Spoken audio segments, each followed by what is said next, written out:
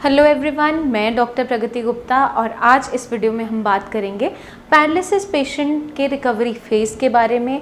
और जब एक बार आप श्रेयास की टीम के साथ जुड़ जाते हैं तो किस तरीके से आपका ट्रीटमेंट हम प्रोवाइड करते हैं, कैसे हम दोबारा से आपको इंडिपेंडेंट बनाते हैं, इसी सब के बारे में हम डिस्कस करेंगे इस वीडियो के अंदर। सबसे पहले समझना क्या ज़रूरी है कि पैरालिसिस आखिर बीमारी क्या है। हर किसी के माइंड में ये मिथ होता है कि जब भी किसी को पैरालिसिस होता है, जब एक टाइम बीत जाता है, काफ़ी पुराना हो जाता है, तो पेशेंट के अंदर रिकवरी नहीं आ सकती। ये एक ऐसा मिथ है जो हर किसी के माइंड में रहता है। इसको मैं आज क्लियर करूँगी, सारे आपके डाउट्स क्लियर करूँगी। यही सब हम डिस्कस करेंगे फर्दर इस वीडियो के अंदर। जब भी किसी को पैरालिसिस होता है इनिशियली, या तो हेमरेज की वजह से हुआ है या ब्रेन के अंदर क्लॉट आया है, either due to any brain injury, चाहे रोड ट्रैफिक एक्सीडेंट हो या किसी हाइट से पेशेंट गिर गया है या सडनली चक्कर खा के कोई चोट लगी है, हेड इंजरी किसी भी फॉर्म में हुआ है, और अगर उसका इम्पैक्ट इतना ज़्यादा है ब्रेन के ऊपर तो ब्रेन के अंदर या तो क्लॉट फॉर्मेशन हो जाती है या फिर हेमरेज हो जाता है। दोनों ही कंडीशन के अंदर पेशेंट सफ़र करता है पैरालिसिस से।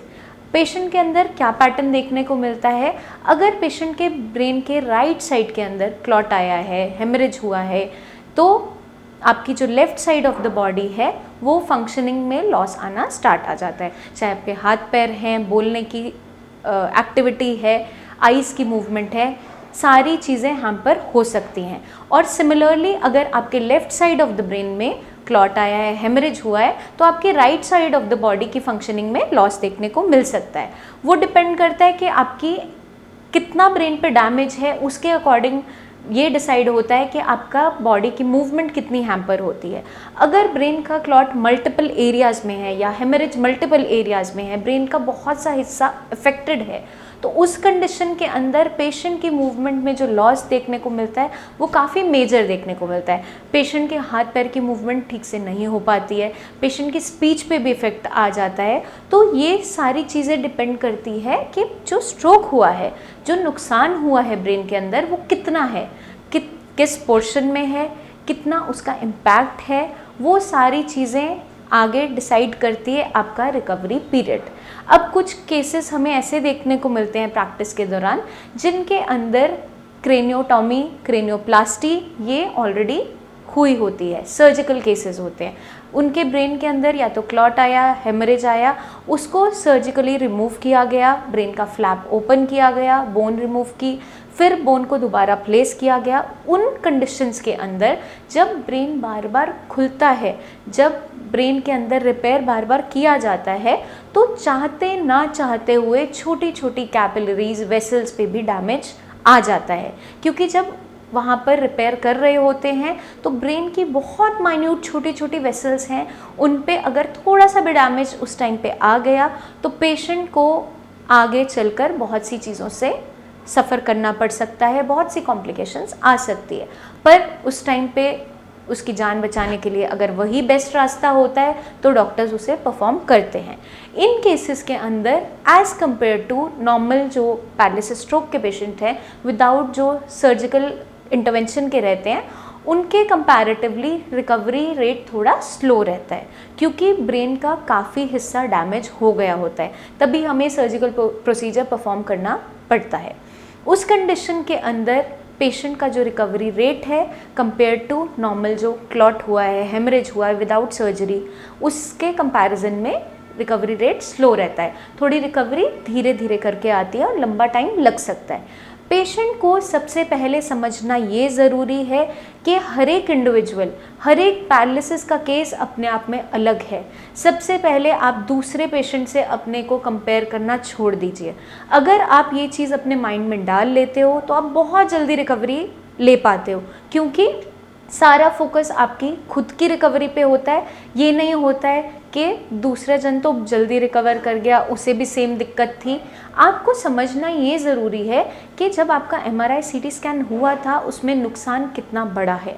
अगर वो नुकसान काफ़ी ज़्यादा बड़ा है, मल्टीपल क्लॉट्स हैं, मल्टीपल हेमरेजेस हैं, तो पेशेंट को थोड़ा सा पेशेंस रखते हुए अपना ट्रीटमेंट प्लान करना ज़रूरी हो जाता है। आप अगर अपने आप को दूसरे जनों से कंपेयर करोगे तो उसका नुकसान सिर्फ एक ही होता है कि आप डिप्रेशन की तरफ चलते चले जाते हो, क्योंकि आपको लगता है मैं तो कभी ठीक ही नहीं हो सकता। पर ऐसा नहीं होता। चाहे पैरालिसिस कितना पुराना क्यों ना हो गया हो, चाहे पैरालिसिस का जो इम्पैक्ट है ब्रेन पे बहुत लंबा क्यों नहीं रहा हो, दोनों ही केसेस में रिकवरी पेशेंट के अंदर देखने को मिलती है। टाइम पीरियड के अंदर फ़र्क हो सकता है दोनों के कंपैरिजन में, लेकिन रिकवरी फॉर श्योर पेशेंट में देखने को मिलती ही है अगर आप हमारे साथ साथ अपना एफर्ट भी लगाते हो। आपकी कोऑपरेशन और हमारी श्रेयास की पूरी टीम की कोऑपरेशन मिलकर ही पेशेंट को इंडिपेंडेंट बना सकती है। तो आपको सबसे पहले ये समझना है कि अगर आपको इनिशियली पैरालिसिस हुआ है, उस टाइम पे अगर 1-2 महीने बीते हैं, उस टाइम पर खुद का ब्रेन भी कोशिश करता है रिकवर होने का। लेकिन जैसे जैसे टाइम फ्रेम बढ़ता चला जाता है, बीमारी पुरानी होती चली जाती है, ब्रेन की वही न्यूरोप्लास्टिसिटी स्टॉप होती जाती है, स्लो डाउन हो जाती है। अब न्यूरोप्लास्टिसिटी को समझने के लिए आपको समझना ज़रूरी ये है कि अगर एक रास्ता बंद हो चुका है तो दूसरा ऑल्टरनेटिव पाथवे कहीं ना कहीं ज़रूर प्रेजेंट होता है। सेम कंडीशन ही अप्लाई करती है हमारे ब्रेन के साथ। ब्रेन का अगर कुछ हिस्सा डेड हो गया है, आप मान लीजिए क्लॉट आया, हेमरेज हुआ, चोट लगी, वो हिस्सा अब काम नहीं कर रहा है, लेकिन बाकी ब्रेन तो हेल्दी है जो बाकी बॉडी को रन कर रहा है। अब सारा काम जो शिफ्ट करना है हमें उस ब्रेन के हिस्से पे करना है। अब उस ब्रेन के हिस्से पे जब हम ज़्यादा काम डालते हैं तो उसे स्ट्रेंथ प्रोवाइड करना ज़रूरी है, नरिशमेंट प्रोवाइड करना ज़रूरी है।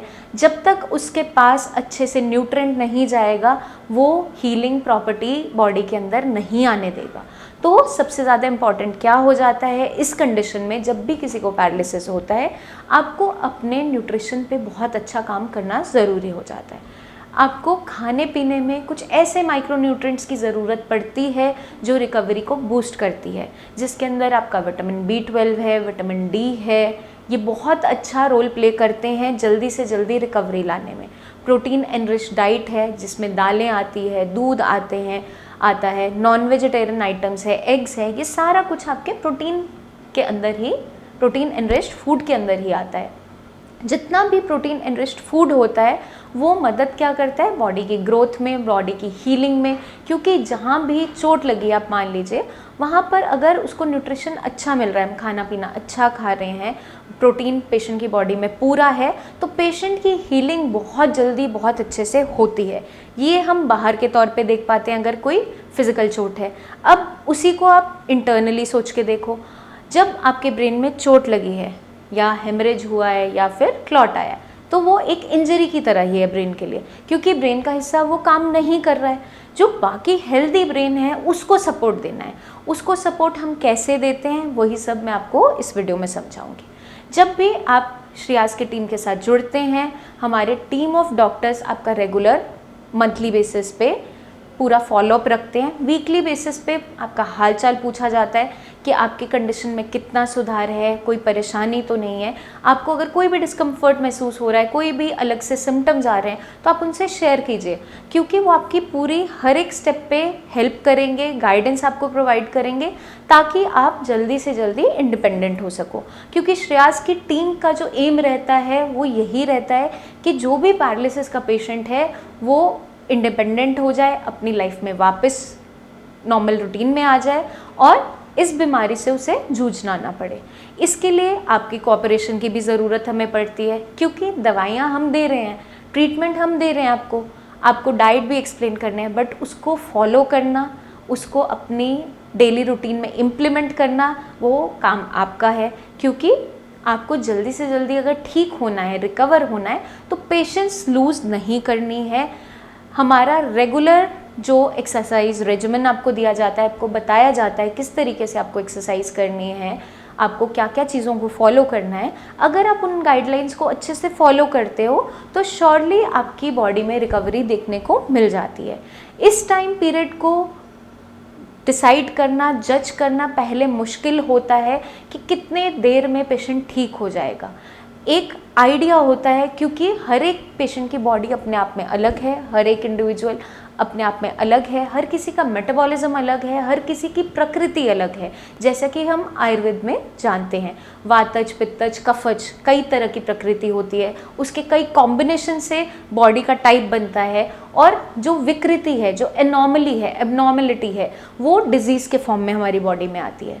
तो अगर हमारी बॉडी अब विकृत है, डिजीज़ फॉर्म में है, डिजीज़ कोई ना कोई हमारी बॉडी में प्रेजेंट है, उसको अगर हमें अपनी बॉडी से निकालना है, उसमें रिकवरी शो करनी है, तो हमें अपने लाइफस्टाइल में चेंजेस करना ज़रूरी हो जाता है, अपने मेटाबॉलिज्म को बूस्ट करना ज़रूरी हो जाता है। तो जितने भी पैरालिसिस के पेशेंट हैं, उनके अंदर कुछ कॉमन सिम्टम्स देखने को मिल जाते हैं जब वो पैरालिसिस से सफ़र कर रहे होते हैं। या तो पेशेंट को बहुत ज़्यादा कॉन्स्टिपेशन रहती है, या पेशेंट सफ़र कर रहा होता है कोलाइटिस से, बार बार मोशन जाना, इनकम्प्लीट इवैक्यूएशन होना, स्टमक अच्छे से क्लियर ना होना, और मोशन के अंदर म्यूकस का पास होना, लेट्रिन चिकनी आती है। ये ऐसी कंडीशंस होती है जिसके अंदर दवाई कोई भी खाने से आपको बहुत ज़्यादा आराम नहीं मिल पाता, क्योंकि आपकी बॉडी की एब्जॉर्प्शन ही डिस्टर्ब्ड है, माल एब्जॉर्प्शन की तरफ आप चल रहे होते हो। तो जो भी आप खाना खाते हो या मेडिसिन खाते हो, वो अच्छे से एब्जॉर्प्शन नहीं ले पाती, आपको रिजल्ट्स अच्छे नहीं देखने को मिलते, क्योंकि जो भी आप दवाई खा रहे हो उसका पूरा रिजल्ट आपको देखने को नहीं मिलता, क्योंकि आपकी आंतें ठीक से फंक्शन नहीं कर रही है। तो अगर पैरालिसिस के पेशेंट में ऐसी कोई भी कंडीशन प्रेजेंट है, तो हमें इसे रूल आउट करते हुए इस पर काम करना ज़रूरी हो जाता है। उसके लिए छोटे छोटे लाइफस्टाइल चेंजेस आप अपनी लाइफ में ला सकते हो, जिसकी सपोर्ट से, जिसकी हेल्प से आप जल्दी रिकवर भी कर सकते हो। तो आपको क्या ध्यान रखना है, अगर पेशेंट बेड रिडन है, खाने का इंटेक उतना नहीं है, तो ऑब्वियसली कॉन्स्टिपेशन से सफ़र करता है, उसे मोशन ठीक से नहीं आती, और जब पेशेंट का स्टमक क्लियर नहीं होता है अच्छे तरीके से, तो उसकी एब्जॉर्प्शन पे इफ़ेक्ट आता है। चाहे खाना हो, चाहे मेडिसिन हो, हर एक चीज़ को एब्जॉर्प्शन का रूट वही है। तो हमें क्या ध्यान रखना है, पेशेंट की मोशन अच्छे से क्लियर होना ज़रूरी है। उसके लिए आप क्या कर सकते हो, फाइबर एनरिच डाइट पेशेंट के खाने में ऐड कर सकते हो। फ्रूट्स हैं, सूप्स हैं, वेजिटेबल्स हैं, इसकी अमाउंट अच्छे से हमें देनी है। होल व्हीट जितनी भी आपकी चीज़ें हैं, जैसे दलिया है या फिर आटा है, उसको आप साथ में फाइबर के साथ यूज़ करो। रिफाइंड फॉर्म में हमें चीज़ें नहीं खानी, जैसे मैदा है, उससे कॉन्स्टिपेशन और ज़्यादा बढ़ती चली जाती है। अगर आप ये चेंजेस छोटे छोटे भी अपनी लाइफ में लाते हो, तो पेशेंट इस प्रॉब्लम के साथ और एक्स्ट्रा नहीं सफ़र करता है।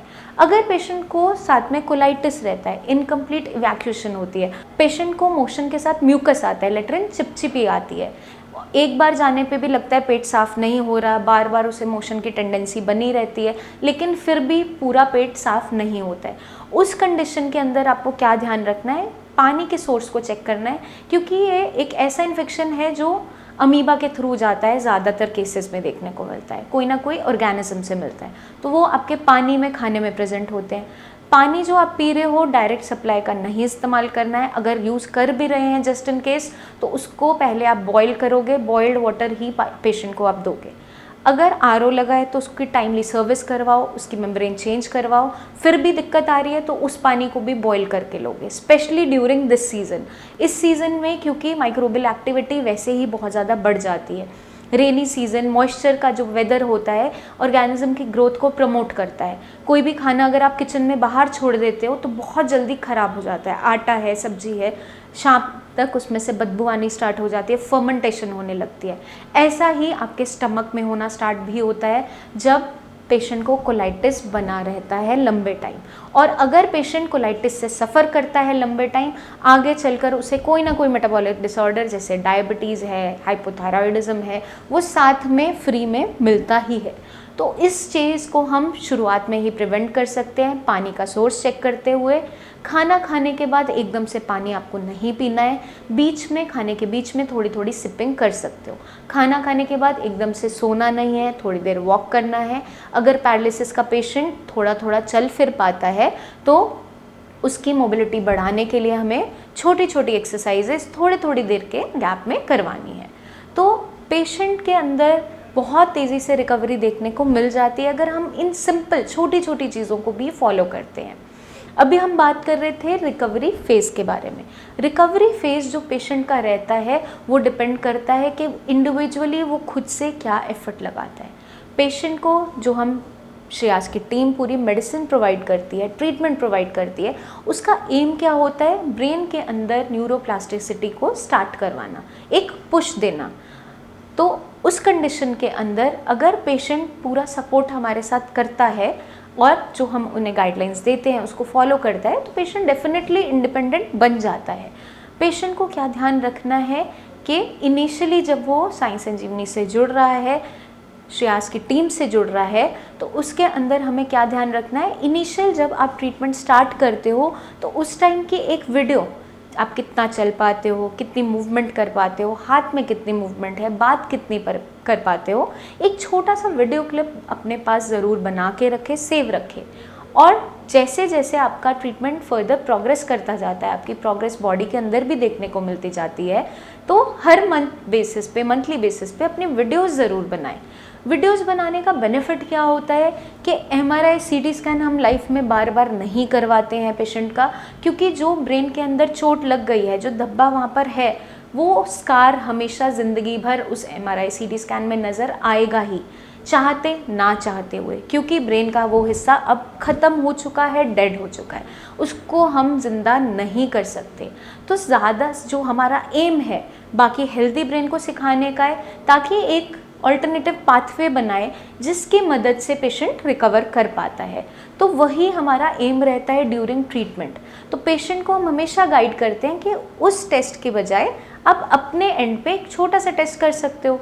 आपको जस्ट एक अपनी वीडियो क्लिप बनानी है, पेशेंट जितना चल पाता है, जितनी मूवमेंट कर रहा है, इनिशियल 1 मंथ में आप बनाओ, नेक्स्ट मंथ दोबारा से उसी पैटर्न में जितनी मूवमेंट है, जिस पैटर्न में चल रहे हो, बाजू कितनी लिफ्ट हो रही है, कितना बोल पाते हो, ये आप अपना वीडियो क्लिप बनाकर स्टोर कर सकते हो, हमारे डॉक्टर्स को भी सेंड कर सकते हो।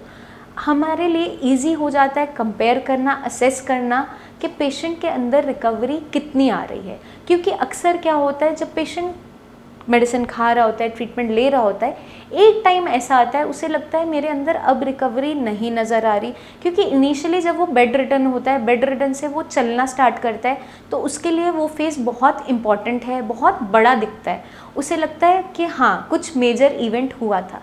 जब आप ट्रीटमेंट ले रहे होते हो, न्यूरोप्लास्टिसिटी बन रही होती है, एक स्टेज ऐसी आती है जो माइन्यूट चेंजेस होते हैं, कई बार हमारी आंखों से मिस हो रहे होते हैं। तो वीडियो एक ऐसा एविडेंस है जो आपको मदद करेगा वही चीज़ को कंपेयर करने में, वही चीज़ को देखने में। क्योंकि जब 2 वीडियोज़ आप प्रीवियस और आफ्टर वाली दोनों साथ में कंपेयर करके चलाते हो, तो कहीं ना कहीं हम वहाँ चीज़ें कंपेयर कर पाते हैं, देख पाते हैं कि पेशेंट अगर हाथ इतना ही उठा रहा है, पहले बहुत स्टिफनेस से इतना रेस करता था, अब बहुत ईजिली कर रहा है, तो वो कहीं ना कहीं रिकवरी की तरफ जा रहा है, क्योंकि अब एफर्ट कम लगाना पड़ रहा है। वैसे ही जब आप पेशेंट को चलाते हो, तो जब अटेंडेंट उसे चला रहे हैं, अगर साथ में सपोर्ट दे रहे हैं और पेशेंट उतना ही चल पा रहा है, तो पेशेंट अक्सर आके क्या बोलता है, पेशेंट तो वैसे ही चल रहा है जैसे चलता था। लेकिन उसमें डिफरेंस क्या होता है कि अब जब अटेंडेंट चला रहा होता है तो वेट पेशेंट अपने ऊपर बेयर कर रहा होता है, अटेंडेंट के ऊपर भार कम होता है। तो ये छोटे छोटे चेंजेस हैं जो पेशेंट की रिकवरी की तरफ ही उसे लेकर जा रहे होते हैं। बस ज़रूरी क्या होता है, इन चीज़ों को समझना। अगर आप इसे अच्छे तरीके से जज कर पाते हो, असेस कर पाते हो, तो आप समझ पाते हो कि पैरालिसिस जैसी खतरनाक बीमारी जो हर किसी को लगता है कि ठीक नहीं हो सकती, दोबारा कभी कोई इंडिपेंडेंट नहीं बन सकता, तो वहाँ वो उसी स्टेप पे गलत हैं। क्योंकि श्रेयास की टीम ने ये करके दिखाया है। आपने बहुत से पेशेंट की वीडियोज़ भी देखी होगी, टेस्टिमोनियल्स भी देखे होंगे। पेशेंट रिकवरी की तरफ चलते चले जा रहे हैं और इंडिपेंडेंट होते चले जा रहे हैं। तो आप भी उनमें से एक हो सकते हैं। उसके लिए बस ज़रूरी क्या है, नीचे दिए हुए नंबर्स पर आपको अपनी प्रेजेंट वीडियो बनाकर भेजना है कि आपकी प्रेजेंट कंडीशन क्या है, उसके अकॉर्डिंग जो बेस्ट टू बेस्ट ट्रीटमेंट होगा, डाइट होगी, एक्सरसाइज होगी, वो आपको समझाई जाएगी। एक्सरसाइजेस भी जो आपको करनी होती है वो इस टाइप की करनी होती है जो एक्टिव एक्सरसाइजेस हो, पैसिव एक्सरसाइजेस नहीं करनी। दोनों के बीच में एक छोटा सा डिफरेंस है, वो क्या है आज उसको समझ लीजिए। एक्टिव एक्सरसाइजेस जितनी भी होती हैं वो होती हैं जिसमें पेशेंट अपना एफर्ट खुद से लगा रहा है। लाइक मैं अगर ऐसे आर्म को मूव कर रही हूँ तो इसमें मैं अपना एफर्ट लगा रही हूँ, ये पुश पेशेंट को खुद से करना है। वही चीज़ अगर अटेंडेंट करवा रहा है ज़ोर के, यहाँ से पकड़ के मूवमेंट करवा रहा है, तो वो टोटली यूज़लेस हो जाता है, क्योंकि उसमें अटेंडेंट की एक्सरसाइज हो रही होती है, ना कि पेशेंट की, क्योंकि पेशेंट अपना कोई एफर्ट लगा ही ना रहा होता। यही अक्सर गलतियाँ, छोटी छोटी मिस्टेक्स पेशेंट्स कर रहे होते हैं डेली। जब मैं पेशेंट्स देखती हूँ ओपीडी में, तो ये मिस्टेक्स कहीं ना कहीं निकल कर आ रही होती हैं।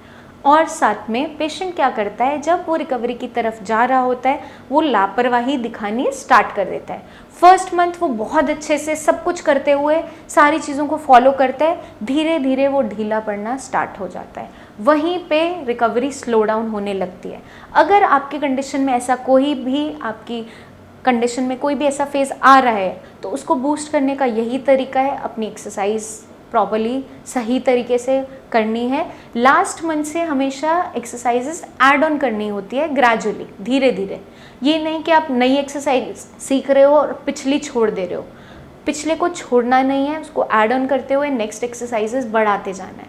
अगर मान लो आप अपनी शोल्डर और एल्बो की एक्सरसाइजेस कर रहे थे, चाहे आपका शोल्डर की रोटेशंस है, एल्बो की मूवमेंट्स है, अगर आप ये कर रहे हो और अब नेक्स्ट मंथ हमने बोला कि रिस्ट की आप एक्सरसाइजेस शुरू करो, चाहे रोटेशंस है, चाहे उंगलियों को खोलना है, बंद करना है, तो इस कंडीशन में आपको समझना ये ज़रूरी है कि जो आप एक्सरसाइजेस पहले कर रहे थे, शोल्डर, एल्बो, उसके साथ ये एडिशनल करनी है, ना कि सिर्फ एक। तो जो चीज़ें हमारी ठीक होती जाती है, उसको रिविजन से और रिपीटेशन से हम और बेटर करते जाते हैं, जैसा कि आप सभी जानते हैं। तो नई एक्सरसाइजेस कभी भी अगर ऐड ऑन करते हो, पिछली को छोड़ना नहीं है, नेक्स्ट को ऐड ऑन करते जाना है। वो मदद करेगी आपकी रिकवरी को जल्दी से जल्दी लाने में, ब्रेन को जल्दी सिखाने में। ब्रेन को वो एक्टिविटीज़ चाहिए होती हैं जो वो उसे कुछ ना कुछ सिखाए, याद दिलाए। अब पेशेंट गलती क्या कर रहे होते हैं, एक्सरसाइज कर रहे हैं, रैंडमली करते जा रहे हैं, पर ऐसी एक्टिविटीज़ नहीं कर रहे जो ब्रेन को कुछ सिखाए। सिर्फ हाथ पैर की मूवमेंट से ब्रेन ठीक नहीं होगा, वो सिर्फ मसल्स को थोड़ा बहुत ठीक रखेगी। अब समझना ये ज़रूरी है कि ऑक्यूपेशनल थेरेपी ब्रेन को कैसे ट्रेन करती है। अब ब्रेन आपका भूल चुका है मूवमेंट को करवाना, कंडक्शन पूरी नहीं भेज रहा। मेडिसिन की हेल्प से हम कंडक्शन दोबारा से स्टार्ट करवा रहे हैं ताकि वो कंडक्शन भेजे। अब वो कंडक्शन भेज तो रहा है, लेकिन हम ब्रेन के साथ साथ सपोर्ट नहीं दे रहे हैं उसे, हम ऐसी एक्टिविटीज़ उसे नहीं दे रहे हैं जिससे वो सीख पाए। तो हमें ऐसी एक्टिविटीज़ करनी है जो हम पहले से कभी करते थे। लाइक आप जो भी काम पहले करते थे, अगर आप गार्डनिंग करते थे, आप कुकिंग करते थे, उन्हीं चीज़ों को रिपीटिशन से दोबारा स्टार्ट करो। दोबारा से आप स्टार्ट करोगे, ब्रेन को वो कहीं ना कहीं मेमोरी में याद हैं चीज़ें कहीं ना कहीं सबकॉन्शियस माइंड में प्रेजेंट है, तो ब्रेन दोबारा से कोशिश करेगा। अब नहाते टाइम पेशेंट को अगर सोप पकड़ना है, वो स्पेशली अफेक्टेड हैंड से पकड़े और उसको लेकर जाए और मूवमेंट करे, तो पेशेंट के ब्रेन में कहीं ना कहीं मेमोरी है कि मैं किस तरीके से सोप पकड़ते हुए नहाता था, मूवमेंट कैसे होती थी। तो अगर हम ये एक्टिविटीज़ करवाते हैं ब्रेन से दोबारा, ब्रेन जल्दी सीखता है रेदर दैन आपकी सिर्फ फिज़िकल वर्कआउट से। तो हमें फिज़िकल एक्सरसाइजेस भी करनी है, ऑक्यूपेशनल थेरेपी भी करनी है, और पेशेंट को सीखना ज़रूरी है कि रेपिटेशन से ब्रेन जल्दी सीखता है। अपनी पेशेंस को लूज़ नहीं करना है, रेगुलर एफर्ट लगाते रहना है। ऐसा नहीं करना है एक दिन बहुत ज़्यादा एक्सरसाइज की, अगले दिन बॉडी में दर्द हो रहा है और 2 दिन छुट्टी कर लिया, फिर दोबारा कर रहे हो। आपको डेली थोड़ी थोड़ी एक्सरसाइज करनी है अकॉर्डिंग टू स्ट्रेंथ, और ग्रेजुअली उसको इंक्रीज़ करना है। अब मान लो कोई भी एक्टिविटी कर रहे हो, पहले 5 काउंट्स करो, फिर 10, ग्रेजुअली उसको बढ़ाते चले जाओ। उससे क्या होगा, बॉडी यूज्ड टू भी हो जाती है, और कभी भी हम आगे चीज़ों को बढ़ाते हैं तो ईजी टू एडवांस पे जाते हैं। कोई भी चीज़ है, पहले बिगिनर्स के एंड पे प्रैक्टिस होती है, फिर एडवांस कोर्सेज होते हैं। वो इसीलिए होते हैं ताकि आपका ब्रेन सीख सके। तो इन्हीं सब चीज़ों को हमें फॉलो करना है। इसके लिए श्रेयास की पूरी टीम आपके साथ है, पूरी आपको सपोर्ट करेगी ताकि आप जल्दी से जल्दी इंडिपेंडेंट हो सको। बस आपको एक छोटा सा काम करना है, नीचे दिए हुए नंबर्स पर हमें कॉल करके आप अपनी एक वीडियो भेजिए, व्हाट्सएप कीजिए। आपकी कंडीशन को, आपकी रिपोर्ट्स को देखते हुए, असेस करते हुए, जो भी बेस्ट पॉसिबल ट्रीटमेंट आपके लिए है, जो बेस्ट गाइडेंस आपके लिए है, वो हम ज़रूर प्रोवाइड करेंगे। और तब तक आपको बस अपना खास ध्यान रखना है। Take care. Now you can share your reports with us via WhatsApp and get free consultation with our experts.